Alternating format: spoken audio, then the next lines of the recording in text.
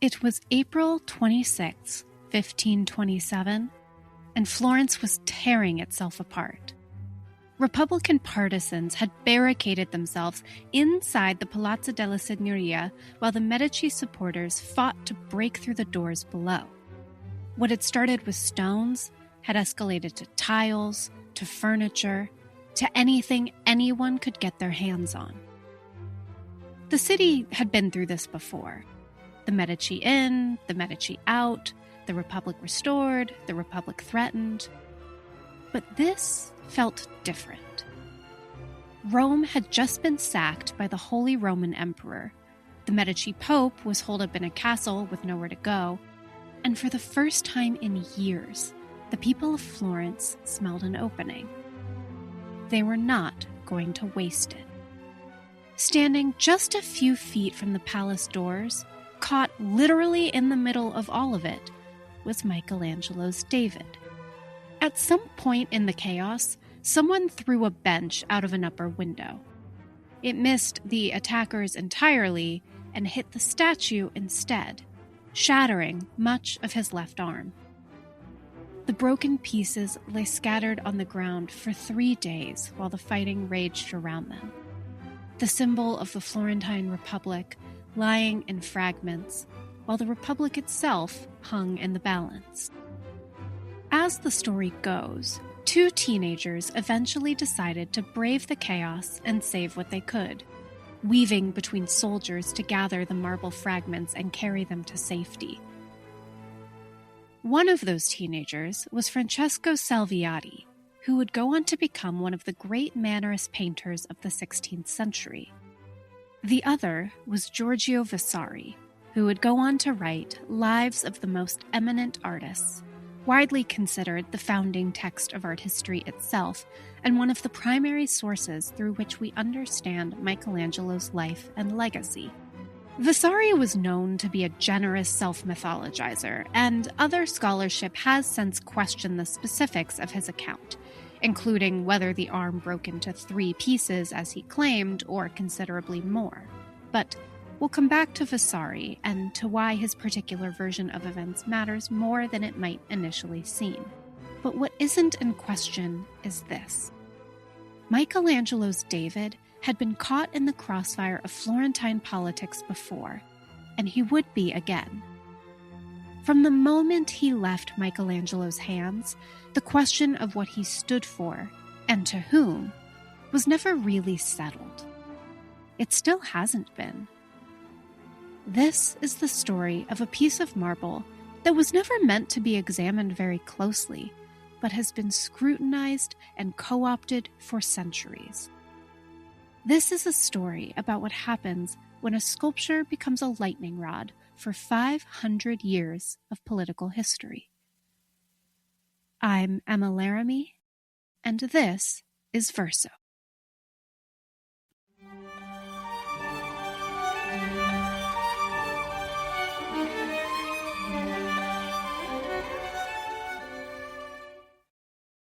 The giant block of marble that would become the David had been lying in the courtyard of the Opera del Duomo, the office overseeing the works of Florence Cathedral, for nearly 35 years before Michelangelo ever laid eyes on it. It had been partially hacked at by at least 2 other sculptors, abandoned and left exposed to the elements long enough that the marble itself had started to weather and become brittle. By 1501, most people who knew about it assumed it was ruined. The story of how it got there, and why anyone bothered to try again, starts not with Michelangelo, but with a city that had decided, sometime in the previous century, that it was destined for greatness, and was willing to spend extravagantly to prove it. You see, Florence did not initially seem like a city destined for anything in particular.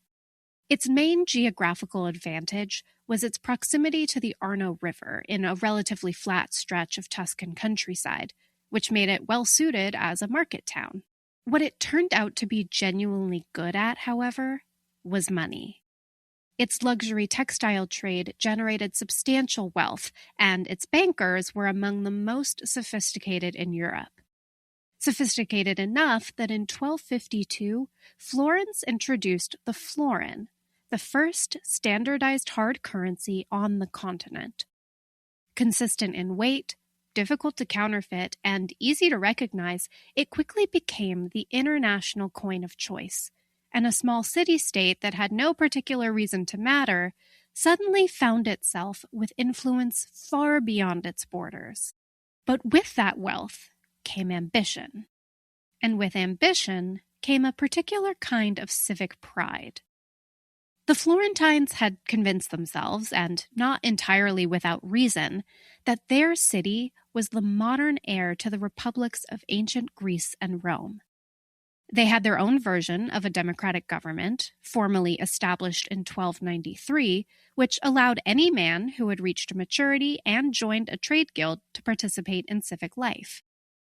It was not a perfect system, and it was not a stable one, but it was theirs, and they were fiercely protective of it. What's important to understand about Florence at this moment is that art and civic identity were not separate concerns. When the city decided to rebuild its cathedral, what we know today as the Duomo with Brunelleschi's dome anchoring the skyline, it wasn't purely a religious project. It was a statement. The cathedral was meant to showcase the brilliance of Florence, its economic might, its cultural ambition, its determination to achieve the spectacular. And part of that ambition involved filling it with monumental sculpture. This is where our block of marble enters the picture. The plan, conceived in the previous century, was to place a series of giant prophets on the tribune buttresses, the architectural spurs built to support the cathedral's dome. There were 12 spurs, and the idea was one colossal figure for each. The first serious attempt to execute this vision came from Donatello, already acknowledged as the greatest sculptor of his generation, who in 1410 was commissioned to produce a figure, described as the Great White Giant. When it became clear that even Donatello's work was too small to read from the ground at 150 feet, the project stalled. But it was revived in the 1460s, this time with more ambitious parameters. The figures would need to be approximately 17 feet tall. And the original commission called for the figure to be assembled from 4 separate pieces of marble, which was practical and economical and considered the safer approach. But Agostino di Duccio, wanting to prove himself, made a unilateral decision to contract for a single enormous block from the quarries around Carrara instead. The concept was known as ex uno lapide, and in Renaissance Florence, it carried real weight. Carving from one block showed supreme skill. Assembling from many was, at best, a compromise. The operai, the body in charge of the commission, acknowledged as much when they approved the change, noting that a single block approach involved greater cost and value and required greater craftsmanship. Agostino had raised the stakes considerably. And then, for various reasons, and despite the immense amount of work and danger that went into getting a single block of marble that big, stopped working. In 1476, Antonio Rossellino took it up, evidently without much enthusiasm, and also stopped. So the block was left in the courtyard, partially roughed out, weathered, awkward, and apparently too far gone to be worth finishing. So it sat there for the better part of 25 years, while Florence itself went through upheaval after upheaval. And Florence did go through upheaval. The Medici family, who had been quietly running the city from behind the counter of their bank for decades, had by this point become something far more difficult to ignore. Cosimo de' Medici, later reverently called Pater Patriae, father of the fatherland, had built the Medici Bank into the de facto financial institution of Europe, with offices stretching as far as London and Bruges.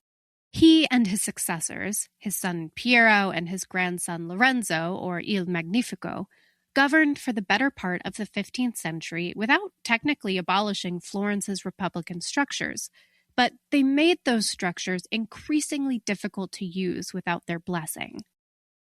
They were rulers in all but name, and the distinction mattered less and less as time went on. Lorenzo the Magnificent is the Medici who looms largest over this story, not because he was the most powerful, but because he was the most complicated. Physically, he was not impressive. His portraits reveal a sallow complexion, a strangely deformed nose, and a thin nasal voice. But the force of his personality was such that none of that seemed to matter. He survived an assassination attempt in 1478 known as the Pazzi Conspiracy, in which his brother Giuliano was murdered during Easter Mass while Lorenzo escaped wounded and came out of it stronger than before. He surrounded himself with scholars, poets, and artists, earned his nickname through genuine cultural patronage, and managed to hold Florence's fractious political energies in a kind of dynamic tension for 2 decades. He was also the man who would first recognize the talent of a difficult, argumentative young sculptor and bring him into the Medici household to develop it. That sculptor was Michelangelo di Ludovico Buonarroti Simoni, born on March 6, 1475, in the small village of Caprese near Arezzo, though the family moved back to Florence within a month of his birth. Nothing about his early circumstances suggested what he would become. His father had failed at the family banking business and held positions as a minor bureaucrat, and his mother died when he was 6. He was given to a wet nurse whose father and husband were both stonemasons, and Michelangelo would later joke that he had absorbed the hammer and chisel along with her milk, which sounds like the kind of thing a great artist says in retrospect to make his genius seem inevitable, but which also might contain a grain of truth because we genuinely don't know where he first learned to carve. What we do know is that he was apprenticed to the painter Ghirlandaio in 1488 at 13. 3 years older than most beginners, which suggests he already had some training nobody has been able to account for. He was paid rather than charged tuition, which also tells you something about how quickly his abilities announced themselves. Within 2 years, he had come to the attention of Lorenzo de' Medici, who brought him into the Medici household and gave him access to the family's extraordinary collection of antiquities, where he studied and copied under the guidance of Bertoldo di Giovanni, himself a student of Donatello's, which means there is a direct artistic lineage running from Donatello through Bertoldo to Michelangelo, the 2 greatest sculptors of the Renaissance, connected by a single human link. He was not easy to get along with, and his fellow students didn't like him much. One of them, Pietro Torrigiano, eventually got fed up with Michelangelo's habit of mocking other people's drawings and punched him hard enough to break his nose, permanently disfiguring him. Michelangelo bore the crooked nose for the rest of his life, a reminder that genius does not make you easy company. Lorenzo, for his part, received mixed reports about the young sculptor, bickering and difficult on the one hand, genuinely exceptional on the other, and chose to overlook the former in favor of the latter. But when Lorenzo died in 1492, the careful equilibrium he had maintained collapsed almost immediately. His son Piero proved disastrously unequal to the moment. When Charles VIII of France invaded Italy, Piero capitulated, surrendering essential Tuscan towns and making financial concessions that sent public anger boiling over. Within 2 years, Piero and the Medici were driven into exile and replaced by a republican government. Florence fell briefly under the influence of the charismatic and terrifying Dominican friar Girolamo Savonarola, who had a vision of the city as a new Jerusalem and organized, among other things, the famous Bonfire of the Vanities, in which pious citizens threw books, artworks, and luxury goods into enormous public fires. Michelangelo, reading the political situation with the instinct for self-preservation that would define his career, had already left Florence before things got that bad. By the time he came back in the spring of 1501, Savonarola had been condemned for heresy, hanged, and burned in the piazza. A stable government had finally begun to emerge, and the man at its center was Piero Soderini, elected in November 1503 as the first gonfaloniere, the standard-bearer of justice, for life. Soderini was a shrewd administrator with a genuine commitment to the Republic and a keen understanding of how art could serve civic purpose. He was also, as it happened, an old acquaintance of Michelangelo's. The decision to revive the abandoned marble block was not quite happenstance. Savonarola's regime had not been kind to artists and intellectuals, and as the Republican government began to reassemble itself after his execution, civic leaders understood that major cultural projects were needed to signal that Florence was back, that the city which had produced Donatello and Brunelleschi and Botticelli was open for business again. Soderini, whose political position in 1501 was still consolidating, had particular reasons to want a powerful symbol. He had already been referred to in correspondence as a David and a Lion of Judah. Reviving a long-abandoned cathedral commission was both shrewdly opportunistic and completely safe. The official decision to revive the commission came on July 2nd, 1501, when the Operae, the three-member oversight body of the cathedral works, elected annually from the Wool Guild, the most powerful guild in Florence, decided to put the block upright for proper inspection. Various artists were apparently considered, including Leonardo da Vinci, though Leonardo probably had little genuine interest in the project. The more serious competition came from Andrea Sansovino, a sculptor of real ability and reputation. What tipped the balance toward Michelangelo, who was 26 years old and relatively unproven in Florence, was most likely a combination of genuine talent, a persuasive model he produced showing how the figure could be made, and the kind of behind-the-scenes maneuvering that Florence ran on.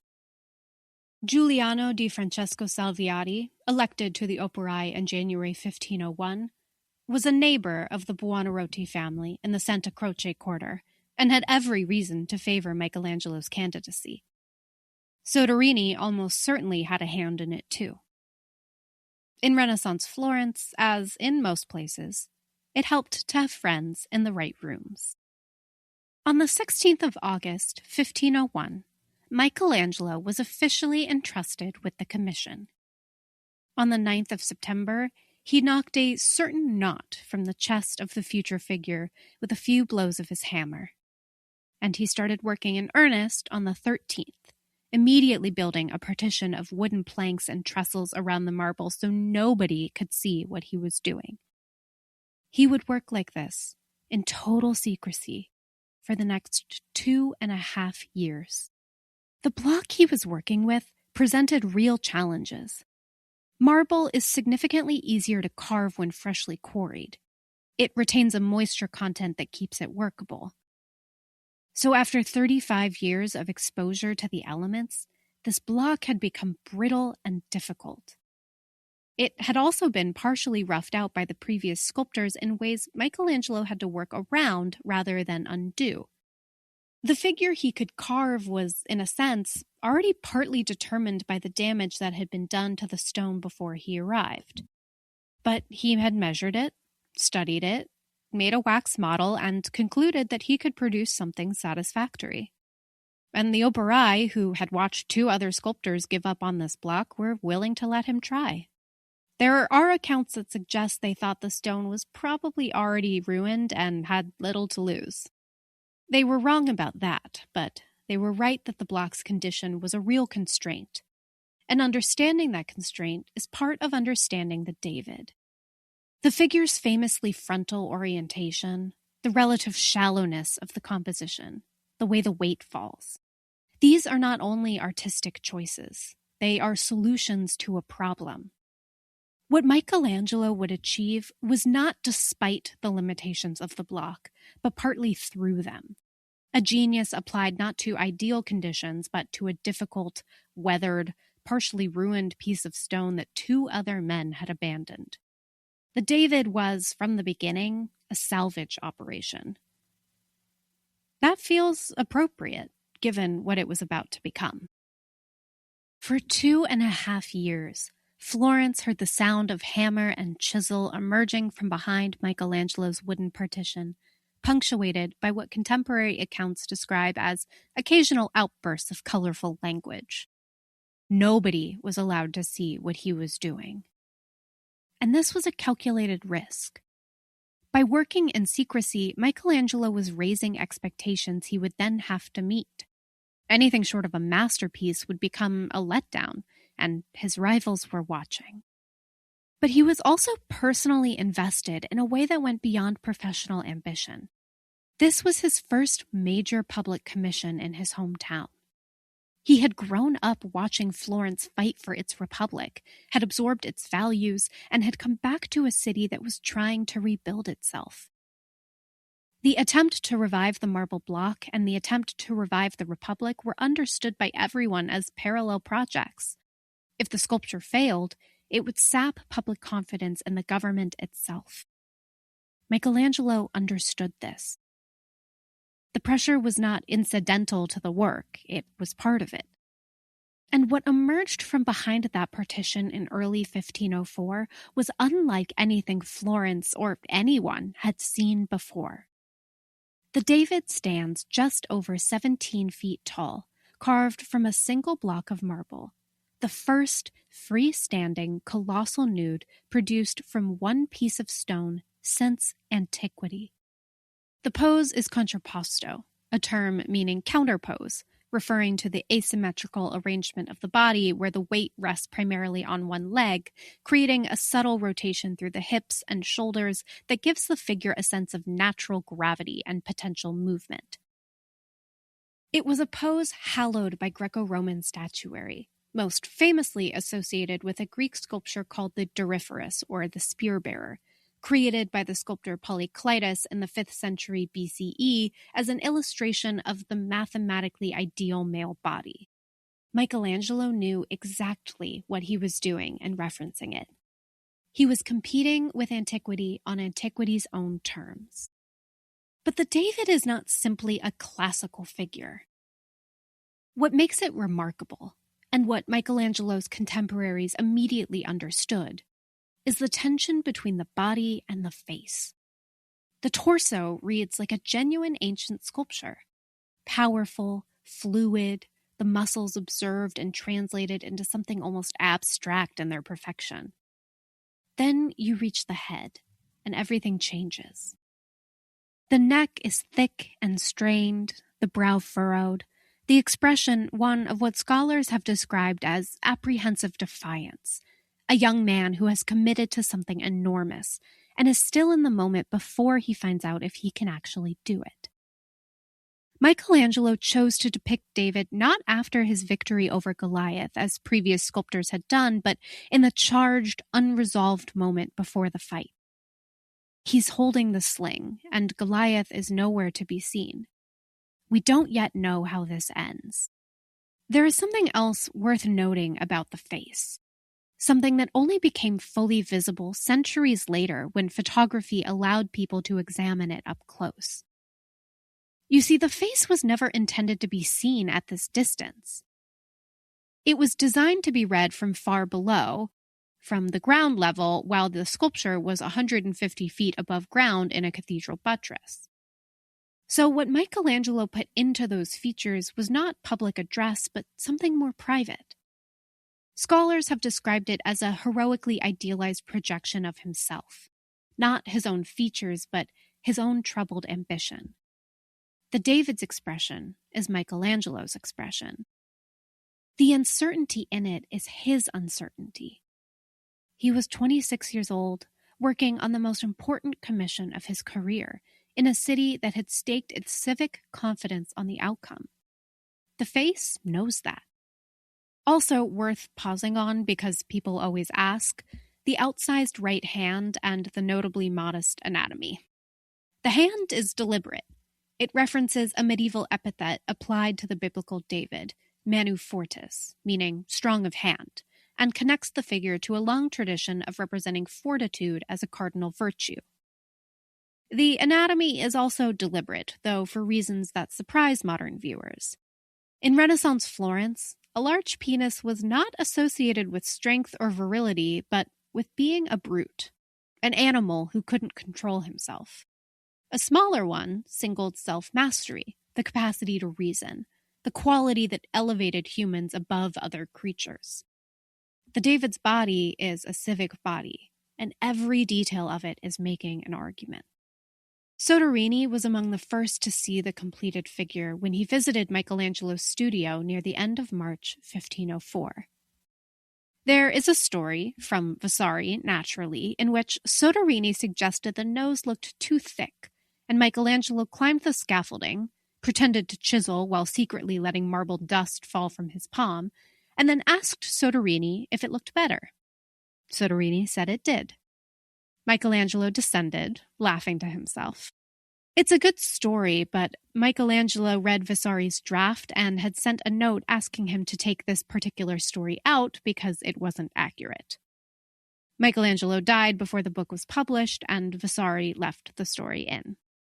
Regardless, what's not disputed is that when Soderini saw the completed David, he had a great deal riding on it, and knew that the statue delivered. The question now was where to put it. On January 25th, 1504, a meeting had already been convened to settle exactly that. The gathering included at least 30 of Florence's most prominent artists and architects. Filippino Lippi, Pietro Perugino, Sandro Botticelli, Leonardo da Vinci among them, ostensibly to debate the statue's ideal placement. But in practice, they were debating something larger, what the David meant and what Florence wanted it to mean. The cathedral buttress for which it had originally been commissioned was no longer seriously considered. The figure was too powerful, too politically charged, too important to be stuck 150 feet in the air where nobody could properly see it. 3 locations emerged as serious contenders: the steps of the cathedral, the Loggia dei Lanzi, just west of the Palazzo della Signoria, and the Ringhiera, the raised ceremonial platform directly in front of the Palazzo della Signoria itself, the seat of the Florentine government. The Loggia had its advocates. It would have beautifully framed the figure, and placing it there would have somewhat softened its political edge. Tucked under an arcade, it might have read more as aesthetic achievement than political statement. But that softening was precisely why others objected. The Ringhiera was where the Republic announced itself to the city. It was where officials took oaths, where proclamations were made, where civic life was most visibly performed. On one side of it stood the lion that symbolized Florence itself.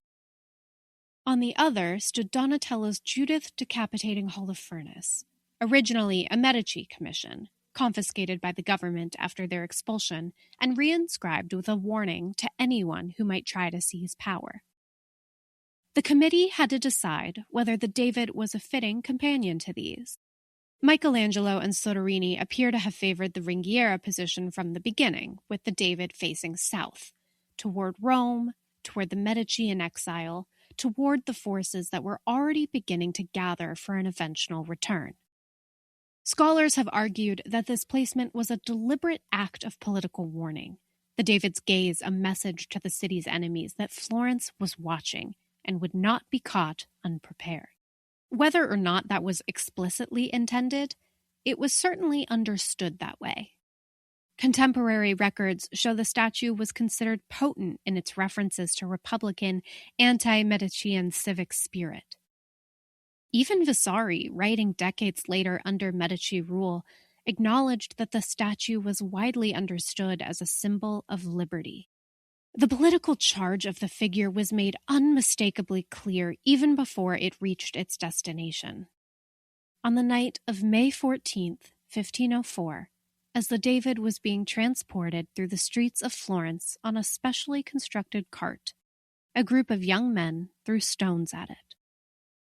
They were caught, the records survive and give their names, all from prominent families with strong Medici connections.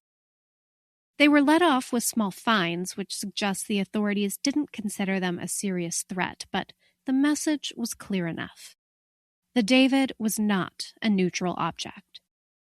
It had enemies before it was even installed. It arrived at the Ringhiera on the 18th of May, took its place beside the door of the Palazzo della Signoria, and was publicly unveiled on the 8th of September, 1504. Festooned for the occasion with gilded hair, a garland of flowers, and a bronze covering over its anatomy, a gesture of public modesty apparently recommended by Leonardo. The covering was quickly discarded. Florence looked at the David and decided it could handle what Michelangelo had made. What Florence could not yet know was what it had actually set in motion. It had taken a sculpture commissioned for a religious program, given it a political home, pointed its gaze at its enemies, and called it a symbol of liberty. In doing so, it had handed the David a life far beyond anything Michelangelo had intended, and made it available to every subsequent regime, movement, and crisis that would find in it exactly what it needed to find. The first of those regimes was already gathering forces to the south. It would arrive in 8 years. For a while, the republic the David was built to defend looked like it might last longer than that. Soderini's government was more stable than Florence had enjoyed in decades. Machiavelli, yes, that Machiavelli, who at this point was a committed Republican civil servant rather than the author of a notorious handbook for tyrants, served as Soderini's Secretary of the Chancery, helped reconstitute the city's defenses, established a standing militia, and oversaw the annexation of the long-contested city of Pisa in 1509. Florence was prospering. The David stood at the entrance to the Palazzo della Signoria, facing south, its expression caught in that state of apprehensive readiness Michelangelo had carved into it. A young man braced for a fight that hadn't started yet. To the south, the Medici were patient. In November of 1511, a violent storm moved through Florence. Lightning struck at the center of the city, damaging parts of the Palazzo della Signoria and its surroundings. The gilded lilies outside the palace door, the base of Donatello's bronze David in the palace courtyard, and the base of Michelangelo's David on the Ringhiera. The lightning didn't strike the statue directly. What the historical record describes is a thunderclap, powerful enough that the sonic shockwave moved the base, threatening to topple the statue above. In a city as superstitious as Florence, the simultaneous threat to both Davids, the two great guardian figures of the Republic, was not read as a coincidence. It was read as a portent. And they were right. In September of 1512, less than a year after the storm, Cardinal Giovanni de' Medici rode into Florence at the head of a papal army. Soderini was deposed and sent into exile, from which he would never return. Machiavelli was arrested, subjected to torture, and eventually released, when he retired to his country estate and began writing The Prince. The following March, Giovanni de' Medici was elected Pope Leo X. Florence was nominally still a republic, but effectively a satellite of Rome. And the David remained exactly where it was, standing in front of a palace now controlled by the family it had been made to warn against, its gaze still fixed south, its expression unchanged. The Medici didn't move it, didn't damage it, didn't attempt to suppress it. Why would they? The David was already the most famous sculpture in Florence, probably in Italy. Removing it would have been an act of cultural vandalism that would have cost them far more than leaving it in place. Better to absorb it. Better to let it stand there and mean something slightly different now. Not a warning directed at the Medici, but a symbol of Florentine greatness that the Medici, as Florence's new rulers, could claim as their own heritage. After all, it had been Lorenzo the Magnificent who had first recognized Michelangelo's talent, who had brought the young sculptor into the Medici household, who had set in motion the chain of events that produced the David. The Medici could tell a version of this story in which they were not the Goliath, but the patron, in which the David was not aimed at them, but owed to them. And this was not entirely dishonest. The David's symbolism had never been exclusively anti-Medici. The figure of David had been used across Florence for a century by civic organizations and private citizens alike, a specific gaze, a specific moment of creation that made it readable as a Republican statement, but the Republican associations could not hold against the weight of everything else the statue had accumulated. The David was too famous, too complex, too many things at once to be owned by any single political reading. And the Medici understood this better than the Republicans had. They left it standing and let it mean what it meant, knowing that over time, simply being the people in power while the statue stood there was enough. Vasari, who would shortly begin painting over the Republican frescoes in the Palazzo Vecchio with scenes of Medicean military glory, would later write that, even so, the statue was a symbol of liberty. Meanwhile, the question of a companion piece had been simmering for years. As early as 1506, Soderini had begun the process of having a second enormous block of marble quarried in Carrara for a Hercules to stand alongside the David. Hercules had long been understood as David's classical counterpart. Where David represented divine favor and the courage of the underdog, Hercules represented earthly virtue and civic order. Together, they would have flanked the entrance to the Palazzo della Signoria as twin defenders, one sacred and one classical, both unambiguously Florentine. Soderini had been determined that nobody but Michelangelo would touch it. The block arrived in Florence in 1525. Nearly 2 decades had passed. Soderini was in exile, and the Medici were back in power.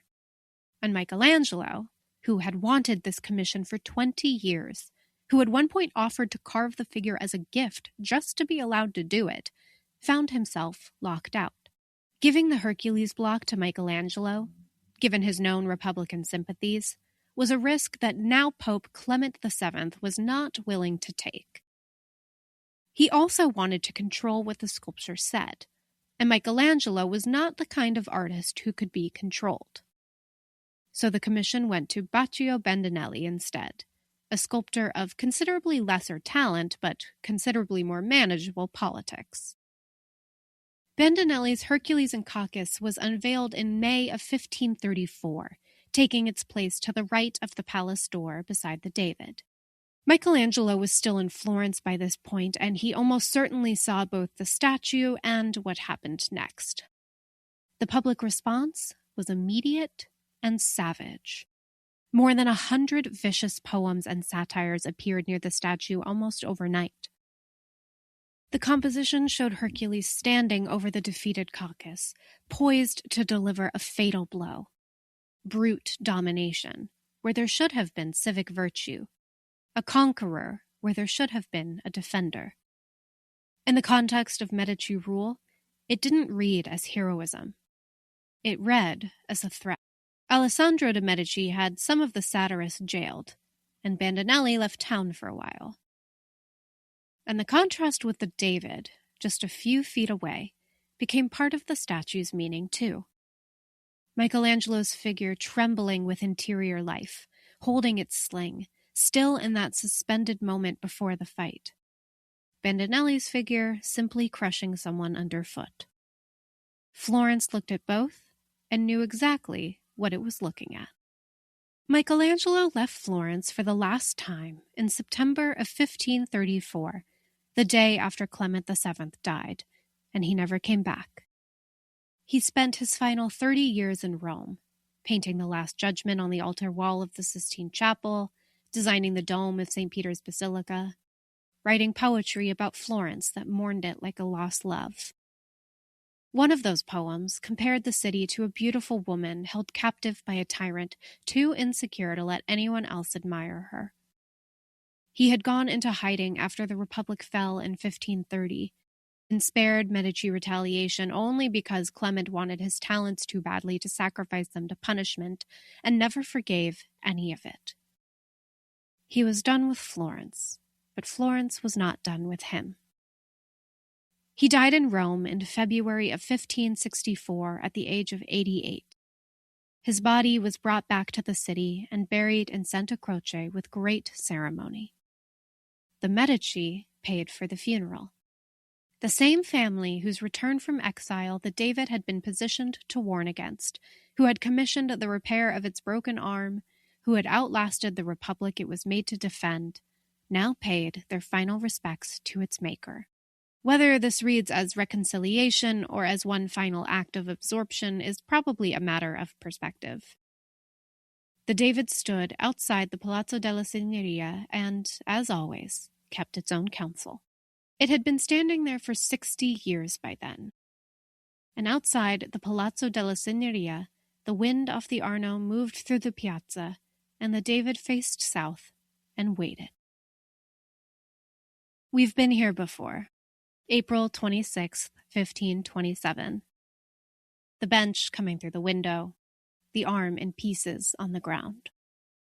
But now you know what the David had already been through to get to that moment. Now you know that the man who would write the defining account of this day was a teenager standing in the middle of it, and that he would spend the rest of his career writing history under the patronage of the very family whose supporters had just shattered the statue's arm. Now the story means something different. So let's go back.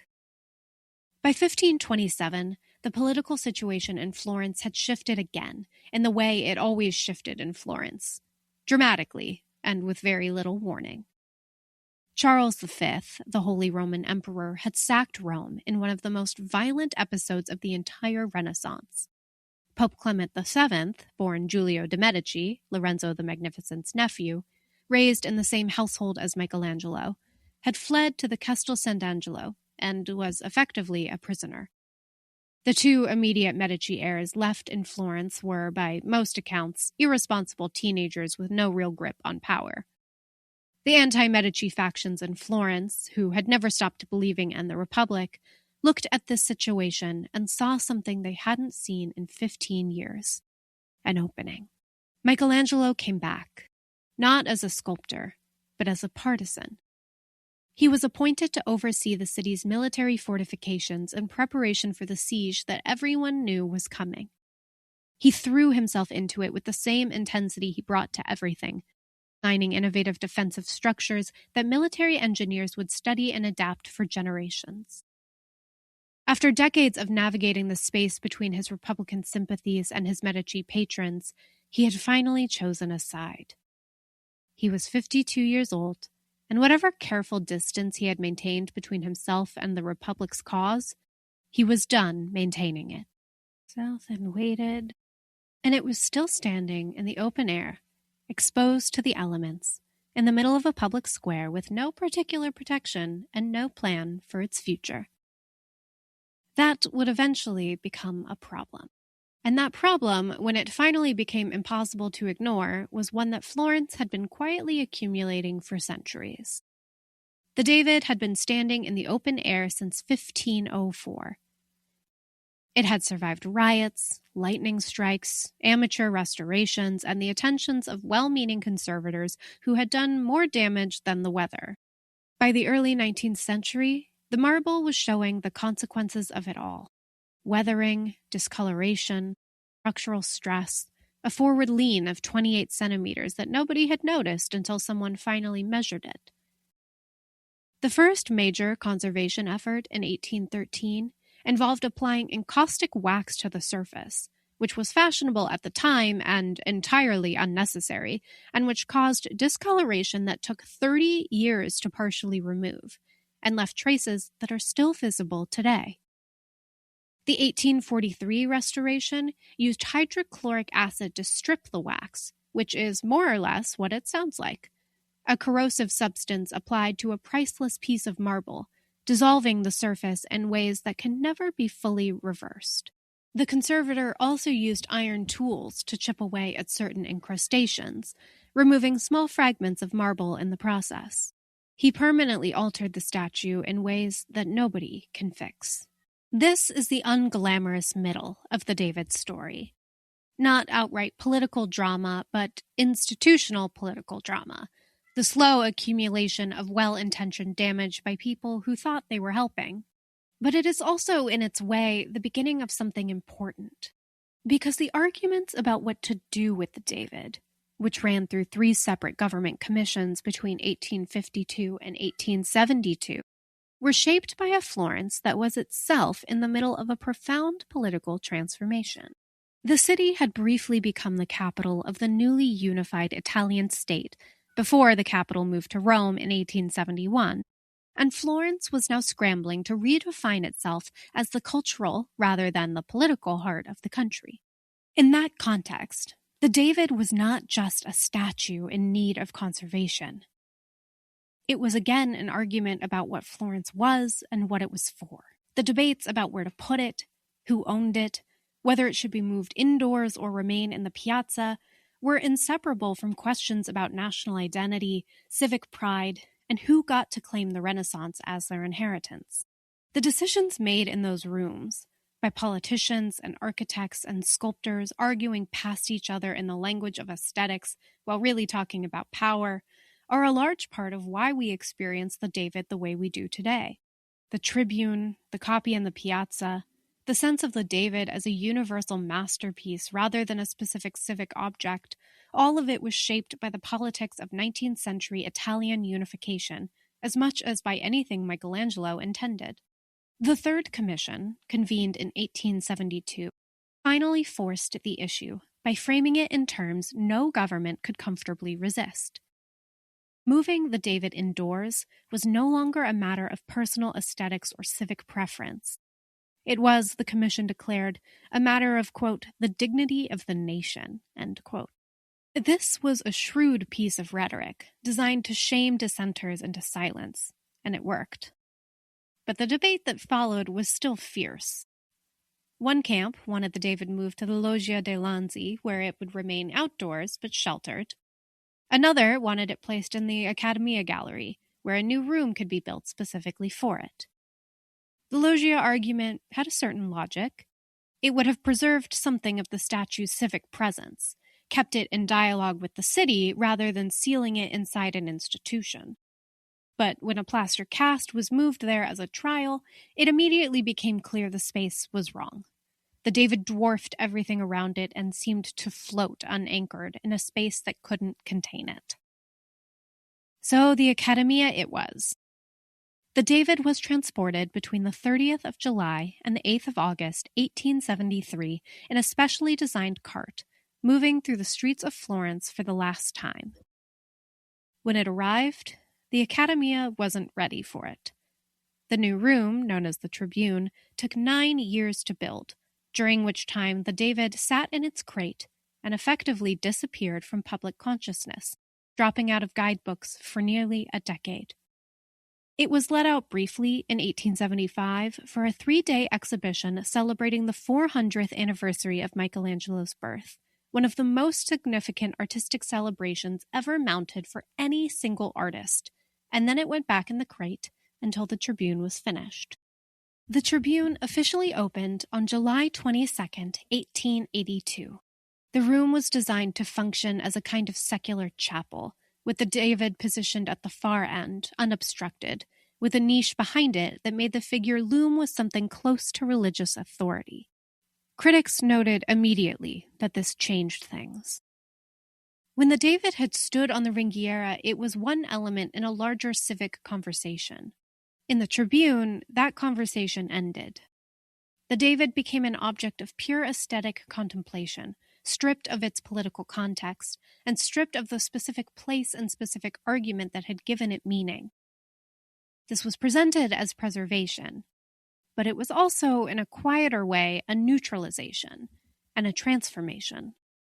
The statue that had been made to mean something particular to a specific city at a specific political moment was now officially a universal masterpiece, which meant it was available to whoever needed it next. The space where the David had stood in the Piazza della Signoria itself remained empty until 1910, when a marble copy was finally installed in the original spot. The debate over whether to make that copy was genuinely divisive. Those who opposed it argued that replacing the original with a replica would set a precedent, that Florence would gradually lose its outdoor sculptures to museums and be left with nothing but copies, a city of simulacra standing in for the things that had once actually happened there. Those who supported it argued that the piazza needed the David's presence for people to understand the full significance of the space, that civic memory required a physical anchor, that the copy served the many people who would never make it to the Accademia. Both sides were kind of right. The copy stands in the piazza today, and the original stands in the Tribune. And the decision made in Florence in the late 19th century became an important reference point for how institutions around the world began to think about cultural heritage. One early example of a logic that would gradually spread, that the most significant objects needed to be protected from the very public attention that made them significant in the first place. What the move to the Tribune also did, though nobody quite framed it this way at the time, was complete the David's transformation from political object to cultural one. And cultural objects, unmoored from their original context, don't stop meaning things, they just start meaning different things. The David had always been shaped by the political forces around it, from the Florentine Republic to the Medici to the debates of Italian unification. And inside the Tribune, that process didn't stop. Each new era brought its own anxieties and aspirations to the figure, and the figure, stripped of its original specificity, had room for all of them. The gay community had been drawn to the David for as long as there had been a gay community in any organized cultural sense, drawn to the exquisitely rendered masculine body, the confident nudity, the explicit and powerful physicality of a figure that was also crucially recognized as high art. Because it was a masterpiece, any person of taste was justified in displaying it. But because it was also unmistakably erotic, it functioned as something more personal, a way of communicating desire in a context where direct communication was dangerous. A David figurine on a mantelpiece could say something to the right person and mean nothing to the wrong one. Modern readings of the biblical David have also highlighted his relationship with Saul's son Jonathan as a possible homosexual love story, which added another layer to the statue's already considerable resonance within the community. Michelangelo himself, almost certainly gay, never able to express it openly, encoding desire into the bodies he carved with a specificity that went well beyond artistic convention, was understood as a kind of patron saint. And then during the AIDS crisis, the David's meaning shifted again. The figure that had implied promiscuity and desire became, in the context of an epidemic that was killing the community that had claimed it, an image of caution and survival. The San Francisco AIDS Foundation used it in awareness campaigns. A Luxembourg poster showed a close-up of the David's anatomy with the French words for, quote, "For every budget, here is the 10-franc condom," end quote. The most famous statue in the Western world was being used to talk about safe sex, and it worked. Partly because the figure was already so loaded with meaning that it could carry the additional weight, and partly because the juxtaposition of Renaissance masterpiece and public health messaging was striking enough to cut through. Each new use compounded the last. Each appropriation made the David more famous, and more famous meant more available, and more available meant more appropriations.